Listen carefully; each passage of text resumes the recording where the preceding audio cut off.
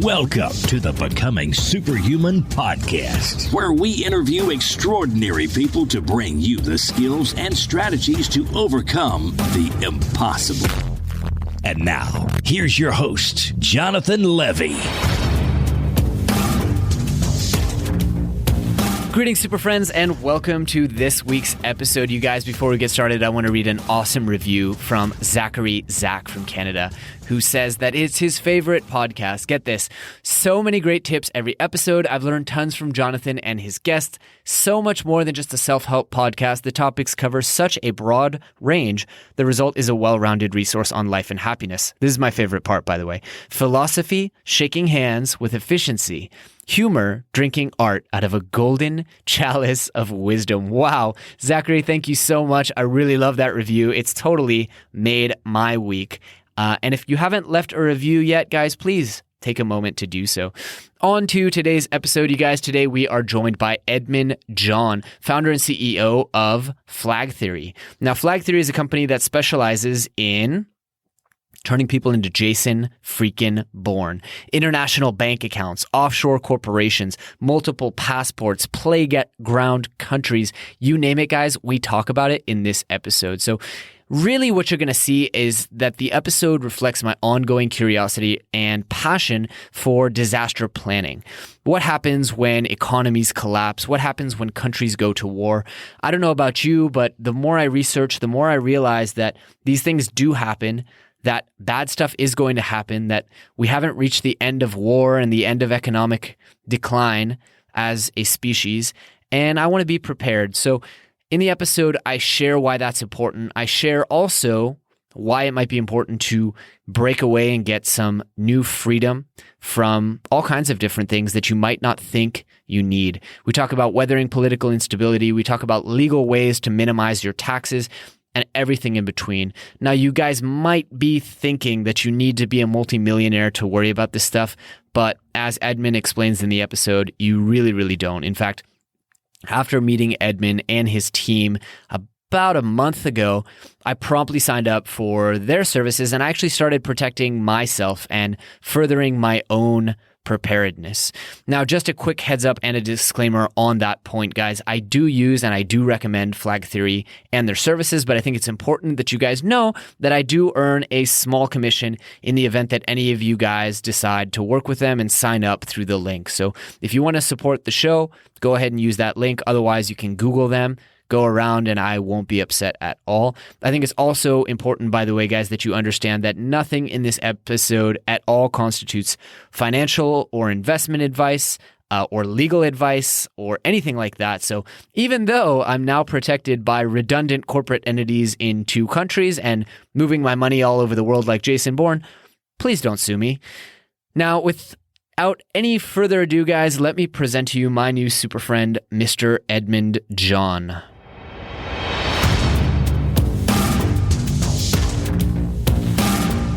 Edmund, welcome to the show, my friend. How are you doing today? I'm doing great, Jonathan. Thanks for having me. A pleasure. I know, well, a lot of really interesting things that I want to chat with you about, but I know you actually are a listener of the show. Terry was telling me that you'd actually kind of had heard of the show before you and I started interacting, before I heard about Flag Theory, so that's pretty cool. Yeah, it's funny. I was just on the plane and I was looking for new podcasts, and yours was one of the top-ranking podcasts, and I downloaded one and listened to it, and then I found myself listening to others. So certainly awesome. A big fan of self-improvement. I think what you guys are doing are great. As I've learned more about what you're doing, I see you're doing all kinds of interesting things with self-improvement. Thank you very much. So yeah, I'm really excited. I think you and I have a lot of probably common interests we're going to uncover here. Most likely.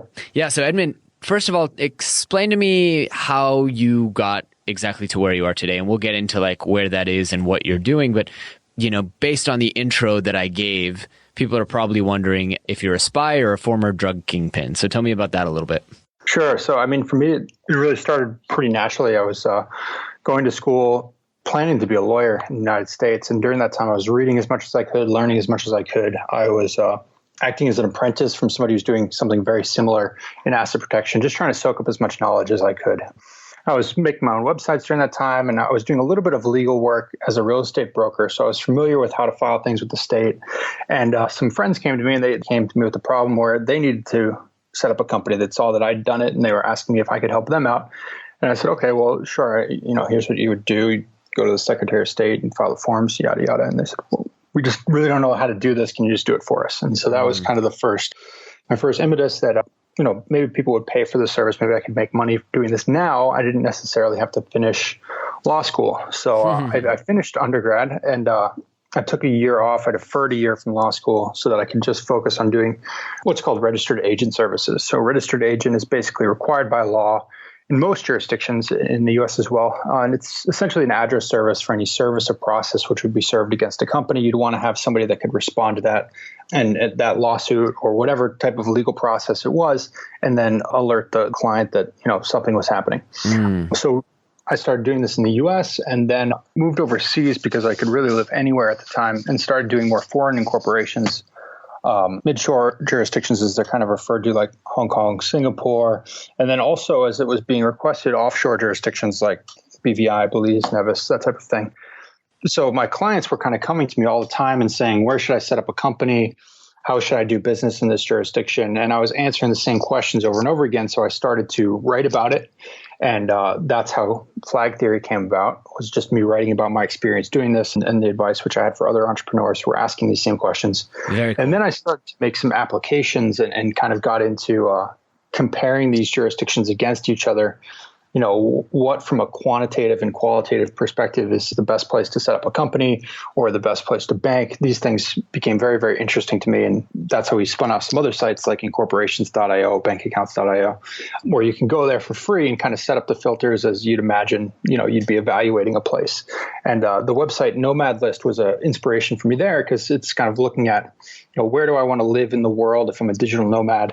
And we've kind of taken a similar concept and applied it to things like incorporation or residency, et cetera. So that's kind of the cliff notes on how I got to where I am today. Very, very cool. Now, you mentioned flag theory, the name of kind of your main website. Tell me a bit about that term and what that means, because I know it's a loaded and very interesting kind of field of study, if you will.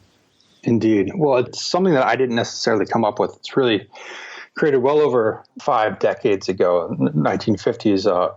There was, a series of writers who were writing about the concept of planting flags in strategic jurisdictions and going where the governments treat you best for a specific service. So, for instance, some countries have really good land ownership laws. Others, you can't own the land there at all. So if you were in the 1950s a billionaire, you might want to examine, which countries can I actually go buy land if I wanted to do that.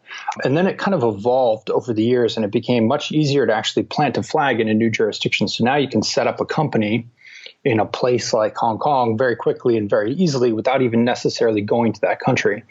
And so it's kind of the whole ethos of the system is around picking the jurisdictions where you're treated best and looking for arbitrage situations where it really benefits you as an entrepreneur or a business owner. And the great thing is that even though in the 1950s it was called the billionaire's loophole, now it's sort of something that many different entrepreneurs can use. The cost of international travel has gone down. It's much easier to start a business than it was in the past. So there's kind of this confluence of factors which has made it much more relevant to a much broader audience of entrepreneurs today than previously it might have been in the past. Very, very cool. And I think we'll get into that for sure. I want to ask though, so as I understand originally it was this kind of 3 flag theory. Now it's evolved to this idea of 5 flags. Can you explain to me kind of what those flags are and maybe why each one is important?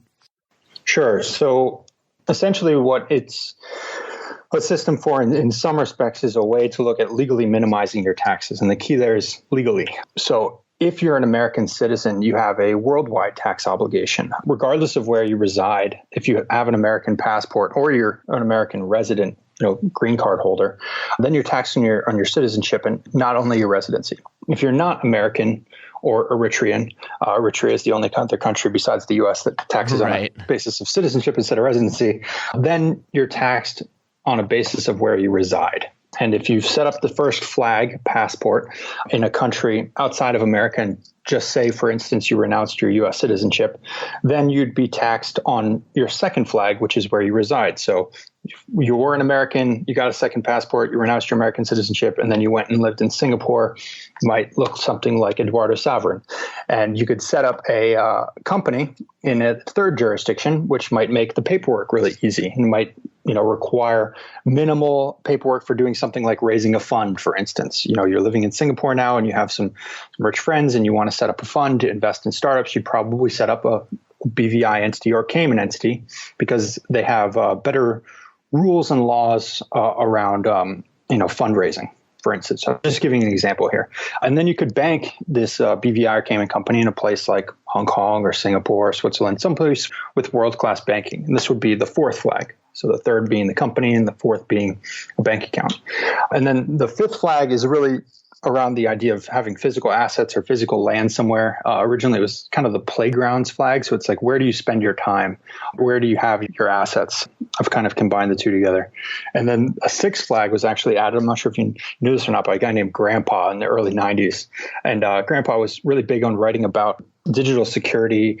Digital assets is a flag that I've added as flag 7, kind of a flag denominated by Bitcoin or other types of alternative digital assets, which someone might be interested in investing in after they've gotten through kind of the first 6 flags. So just to summarize and rehash: first flag, passport, where you're a citizen. Second flag, residency, where do you reside? Third flag, company, where do you own a corporate structure or legal entity? Fourth flag, banking, where do you bank that legal entity or corporate structure? Fifth flag, playgrounds or physical assets. Sixth flag, digital security, and seventh flag, digital assets. So that's a mouthful, but there we've got the 7 flags. I love it. So now I think I can imagine what most people in the audience are thinking, which goes something along the lines of, very cool, but I'm just a normal person. I don't need this. Do you think that that's true, or is it kind of not true? Basically, I guess what I'm asking is, who needs to do this kind of planning and who's not? Because I think one of my realizations, I kind of got into this by reading Neil Strauss's book, Emergency, and he came to realize, like, yes, this is something that billionaires have been doing for decades, but now it's becoming not only more available, but more important for everyday people. So where do you draw the line? I mean, how should someone in the audience determine, like, hey, should I start building these kinds of structures? Yeah, people ask me that a lot. And they also ask me like specific figures, like, what do I have to be doing in exact turnover to start looking at this stuff? And it's a fair question. But my response is always, what are your goals? Everything that we do around our planning is based off of what is this person trying to achieve? And I think that that's the most important thing, not just for this aspect, but many aspects of life, is being really clear on what you want. I think that an international risk mitigation plan, which is really what we're talking about here, is limiting risk through multiple jurisdiction planning, does require that you have some assets to protect, or you really desire a plan B. If you prefer to just live and die in one country and you want to have all your assets there and you want to have everything right next to you, as opposed to limiting the risk by putting it in some other jurisdictions, then that's fine. There's not necessarily anything wrong with that, but you do have greater sovereign risk based on that one sovereign nation in which you live. And I think that that's how I look at it, is if you're looking for an international plan, whether you're just getting started or you're relatively advanced, if you're dealing in multiple jurisdictions, then it makes sense to understand on a little bit deeper level, what are the implications of that from a tax perspective? What are the implications from a liability perspective?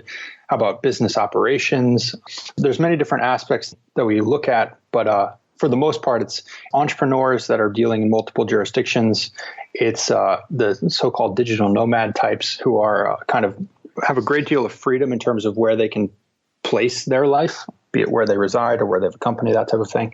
That's the primary categories of individuals who we're working with today, is almost exclusively business owners. Okay. So I think that's a really important distinction. And it does make sense. If you're receiving a paycheck, you have very little flexibility in where money's going to move. But it also, I think it's an important message to say, because I've been an entrepreneur, for the better part of 20 years, and I'm just now starting to understand that these things are legal, that they're not even necessarily frowned upon, that a lot of very successful, very respected business people are doing this.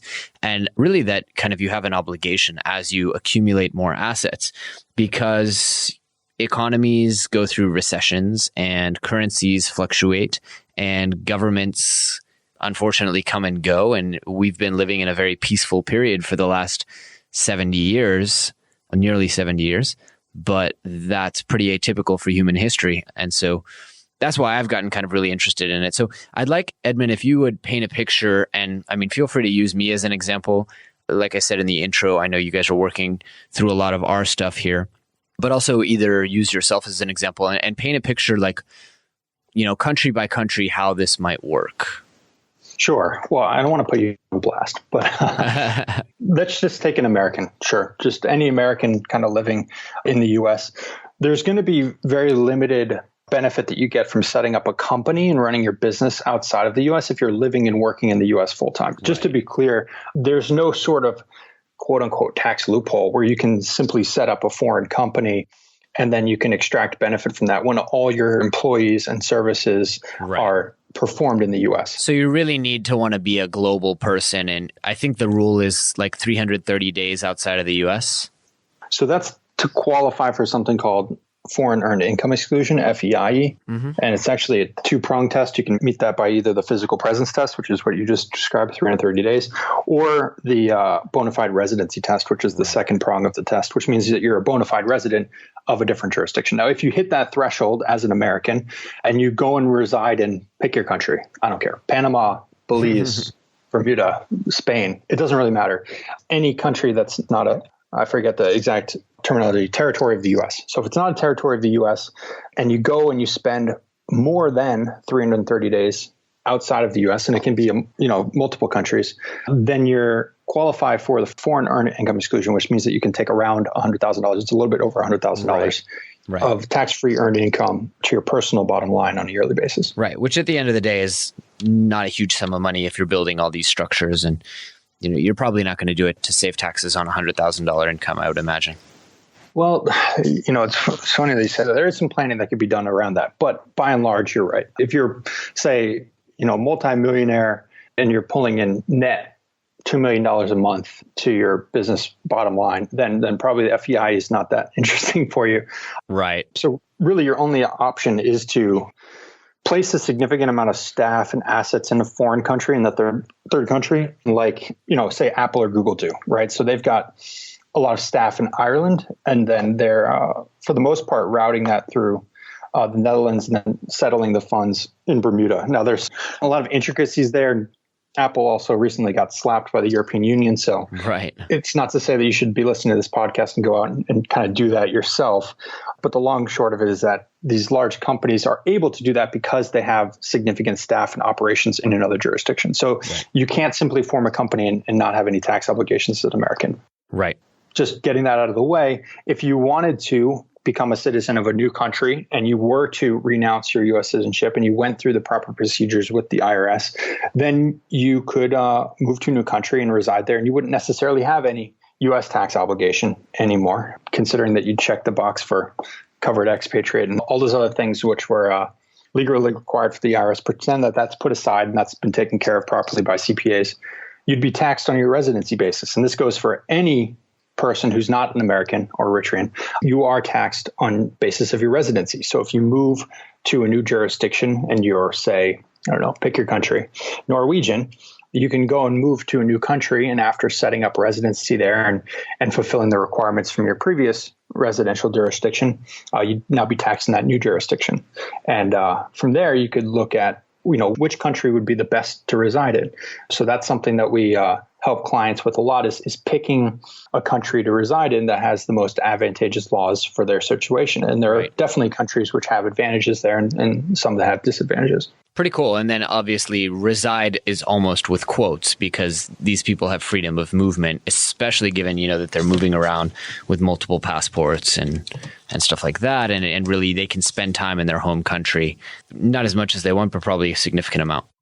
The interesting thing is that even if you've been a U.S. person, a U.S. citizen, and then you renounce your citizenship, there's nothing that prevents you from going back to the U.S. to, say, visit your family or go there for vacation. Right. You're just simply not necessarily paying taxes there anymore.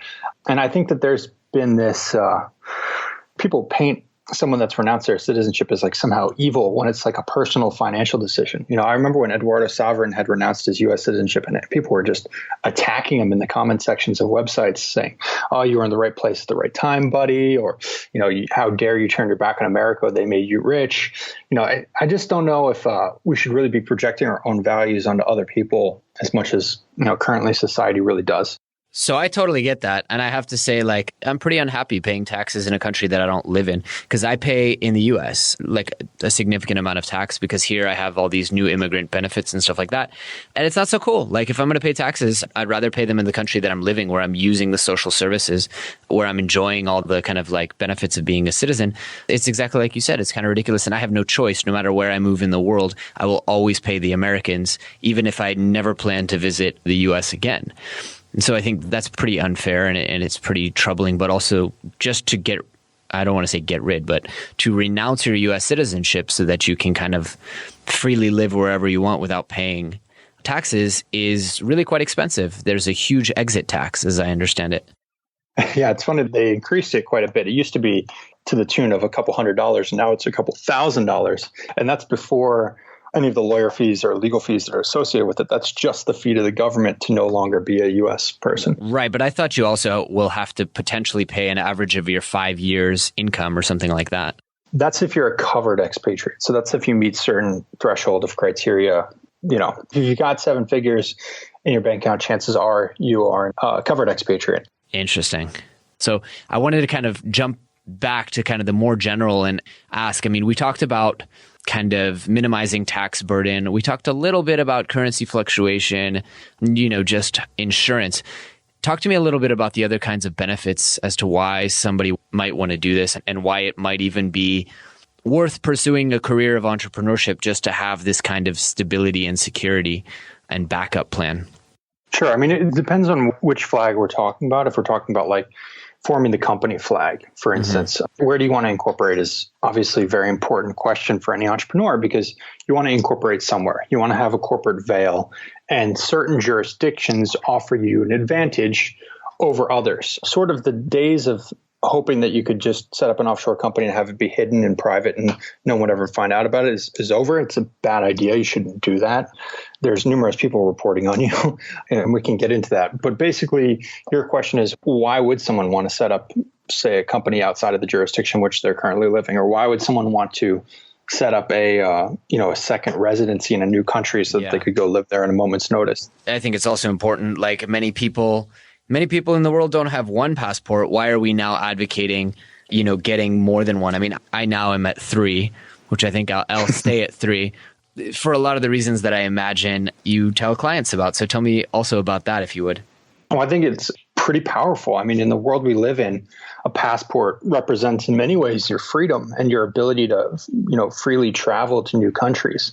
And certainly you're at an advantage economically, at the very least, if you can freely move from one country to another. So I do think that we live in a world, for better or worse, that does benefit you if you have multiple options, and travel being one of those options, banking being another one of those options.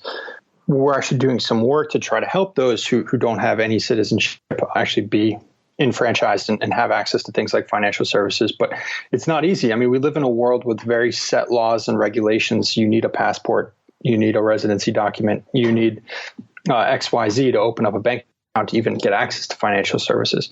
And whether that's right or wrong is kind of a different question. But certainly, if you're looking at it from, why would you do this? It would simply give you more options. And the more options you have many times when it comes to things like banking or being able to start a new business or being able to freely travel, most likely having those additional options would be to your benefit. Right. I really like that. And I also really like just generally the approach that both you and Terry have, which is like, look, this is not about tax evasion.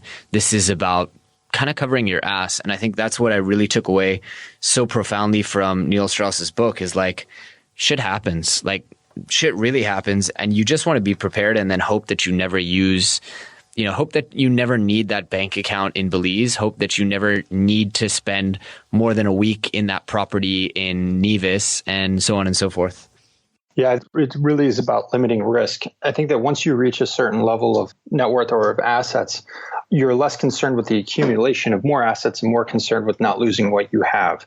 So it's not to say that you couldn't start thinking about these things early, but if you're more concerned with building assets, then you'll get less benefit, I think, in some ways, than if you're trying to mitigate against the downside. That's what the increased optionality will really give you. I'm really, really glad you said that because, although I'm not making, tens of millions of dollars or anything like that, I'm now at the point where when money comes in, I have to ask myself, like, I have a certain amount in stocks and a certain amount in real estate and a certain amount in startups and so on and so forth. But now it's a question of like any money that comes in, I need to find a new way because of kind of diversification to invest that money. And oftentimes, this is exactly what I was kind of explaining to my father. That's less about making that money into more money and more about like worst case scenarios and protecting. I don't, for anyone in the audience, I don't think you need to be worth $10 million to start asking this question.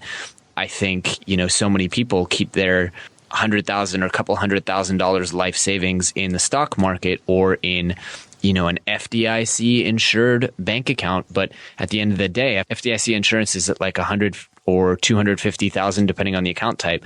And, to only be able to live on that in the event that something goes really, really wrong, and or there's massive currency fluctuation, stagflation. I mean, the kinds of things that honestly we've seen in the last century. Yeah, I mean, I'm a big fan of what you guys are doing, I think. I mean, I couldn't agree more. I think that you just gave the risk mitigation argument as well as I could. And I think the other side of it is we live in a new age where for $1,000 and a laptop, you really can start a business from anywhere.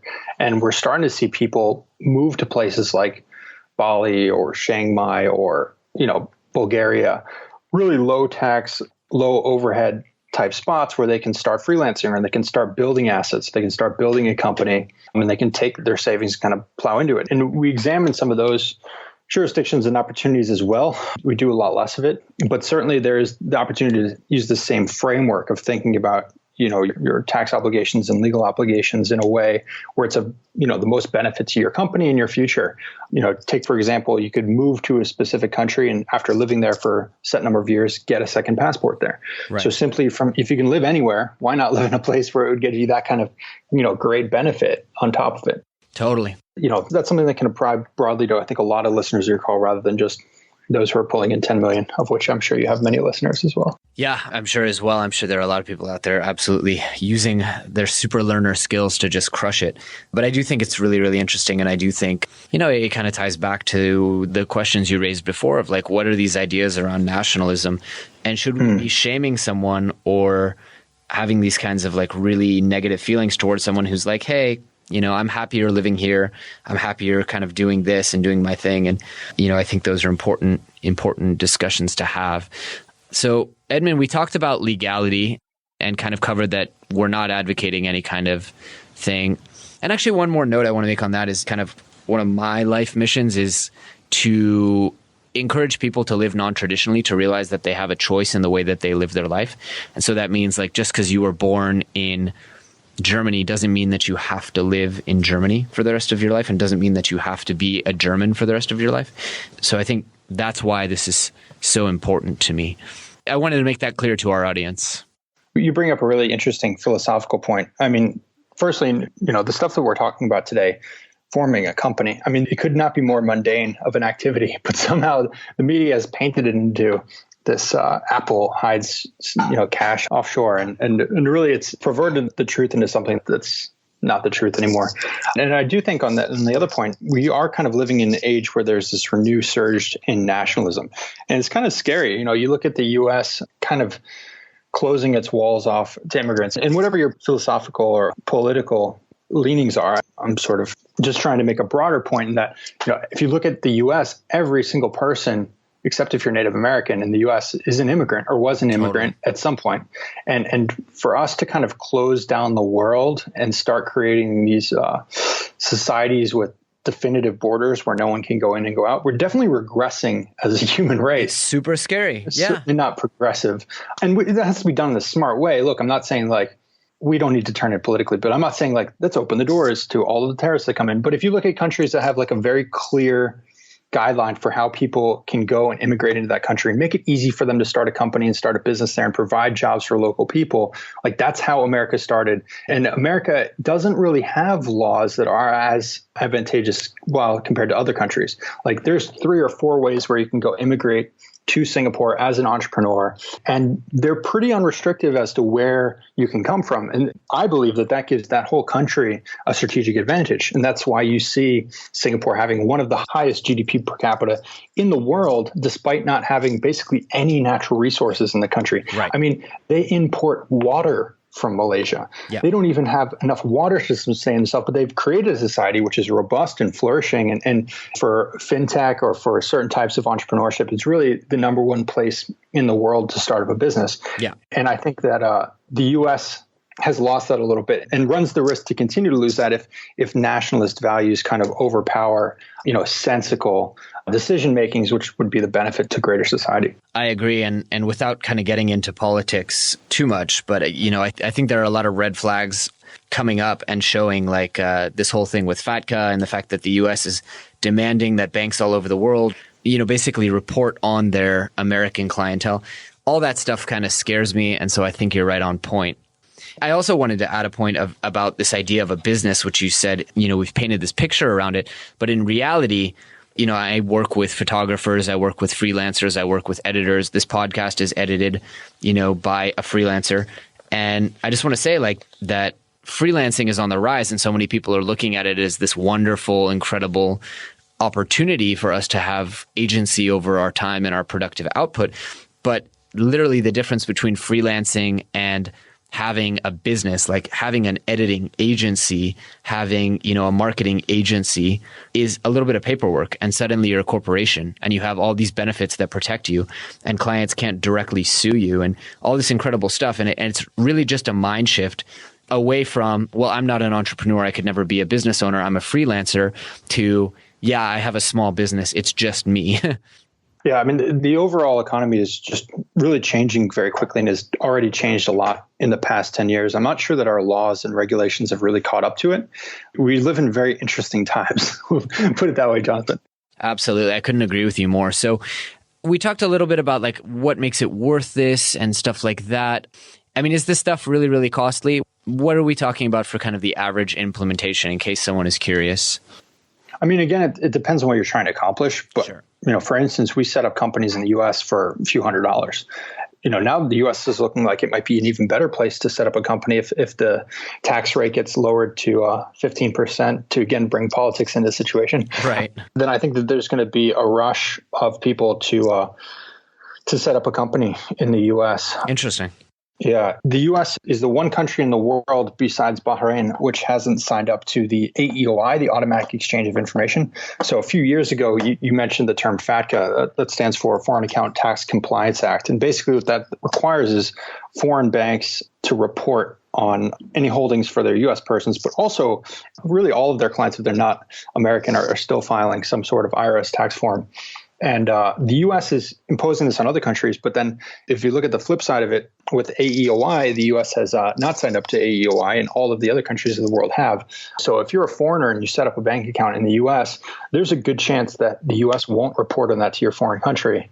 Whereas if you're a U.S. citizen and you're living abroad, most certainly is being reported by the bank, by the foreign government, most likely, by yourself on your tax return. And you're most likely not going to be able to have a hidden bank account anymore if you're a U.S. person. That's right. That's sort of not possible. Right. That's definitely been my experience. Not that I've tried, but I've been told by many tax professionals, just so you know, we're going to report this. And so that's really, really interesting. So, well, I'll hit you with some kind of rapid fire questions here. Sure. What are a few books that have changed your life? A few books that have changed my life. It's so cliche, but Think and Grow Rich was really useful.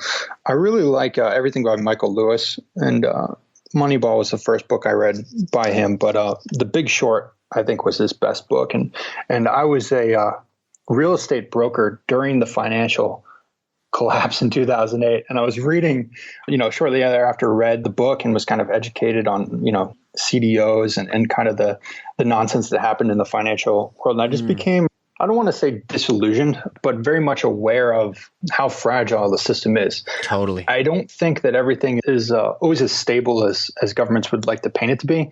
If you look at a long enough timeline, the U.S. has been the world dominant superpower for, you mentioned 70 years. I'm not sure that let me rephrase that. The one thing that we can be certain of in the world is change, right? Change is inevitable and things will change. And what flag theory does at its core is kind of give you an opportunity to have options for if things do change, here's my plan B. And so any books that kind of inspire me tend to be ones where I can kind of think more critically and kind of examine the way that the world works in a different light. So I'm kind of constantly trying to read as much as I can. I really like that. I really, really like that. How about this one? Complete the sentence for me. Most people would be much better off if they just... Yeah, thought critically about the information that they receive. And this doesn't mean from one source. It's not just family or friends or the media. It's really anything that you hear. I just think that there's not enough critical thinking about what you're hearing. And I say that not because you shouldn't, not question what I have. You should question the things that I'm saying too. You should think critically around all the information that you receive. Because if you do think critically, then you can really start to disseminate the information that you're receiving and define your thoughts. And then you can use your thoughts to really define your habits and your goals. And if you can plan your goals, then your goals will really guide your actions. And your actions over a lifetime really create your life's work. So simply from that one thought and thinking critically about it, you can really define what your life is and take a whole lot more accountability over, who you are and what you become. I completely agree. How about this one for rapid fire? What's the best $100 you've spent recently? Recently? Gosh, I don't know. I buy a lot of plane tickets for $100, but the best $100 I've ever spent was probably to register my company in the US. I gave $100 to the state and registered my company, and I was up and going. And, I think that's good advice for anyone who's an entrepreneur or a solo practitioner.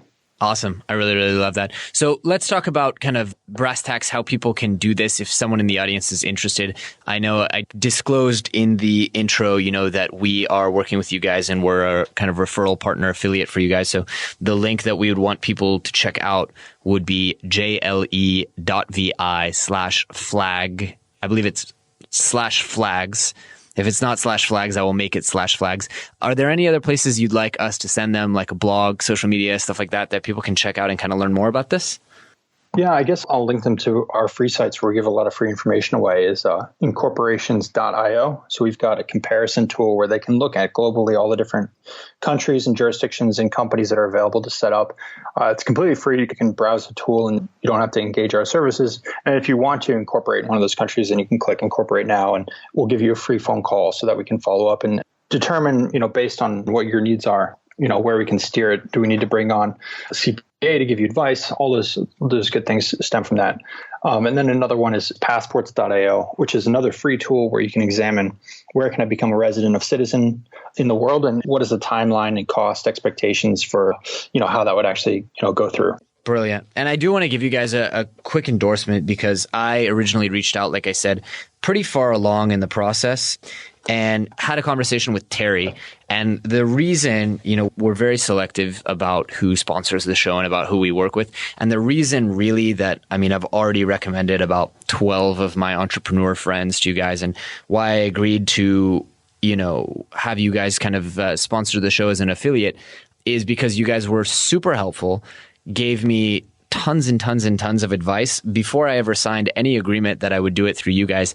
I think Terry spent an hour and 20 minutes on the phone explaining all the stuff, that I needed to know for my own structure, and basically told me like, hey, we'll make it much easier for you. We do tack on a fee and, you can go through us and we'll handle it. But I asked him, I was like, well, what am I paying for this phone call? He said, no, this is all rolled in.